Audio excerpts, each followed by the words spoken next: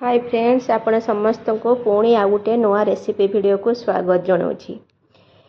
आज मु बनाऊँगी मंजार गोटे नवा रेसिपी जोटा कि बिना प्याज रसुण रे आपण समस्त को भावुची भल लगे।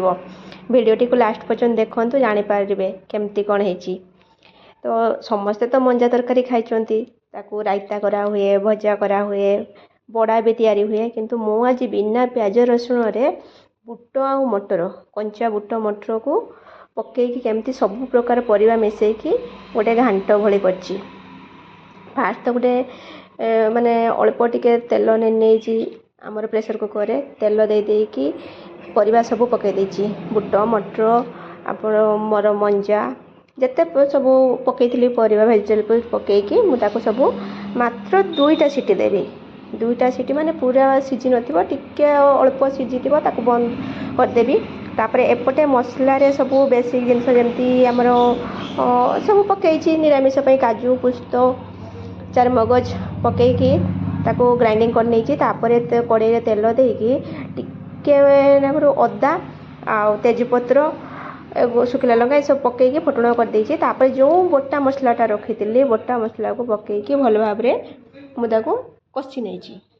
मसला तेल छाड़ा पर्यंत टिके कषि नेबे जमी तार कंचालिया स्मेलटा रही। से गुंड मसला हलदी लुण आउ टिके कलर लंका जीरा गुंड धनिया गुंड ताको टिके पकई देची। आउ गरम मसला अल्प टिके पकईची। ताको कषि गला परे जो सिझिकी रखिथिबा मंजा आउ परिबा ताको हला सेत्र पकईकी भल भाव रे मिसई देची।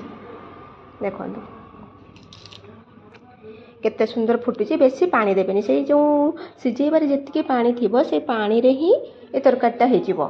आउ विश्वास करंतु थरे बनेकी आकु खांतु देखिबे केते सुंदर। ऊपर भाजी की रखिथिबा जो गरम मसला गोटा गरम मसला रो गुंड आउ अल्प टिके घियो देसी गाय घियो पकई देची। आ धनिया पत्र मो पाखरे नथिला बोले पकईनी, धनिया पत्र टिके ऊपर पकई देले आहुरी सुंदर लागिवो। ताकू 2-3 मिनट ताको याडे सेडू नौटे देकी घांटी दबा। घांटी गला बेले भितर आमर सब परिबा तो ऑलरेडी सिझिकी अछि, मसला भी भल भाव रे कषि जाइछि। देखो केमती सुखा सुखा घांट तरकारी टाइप रे हिछि।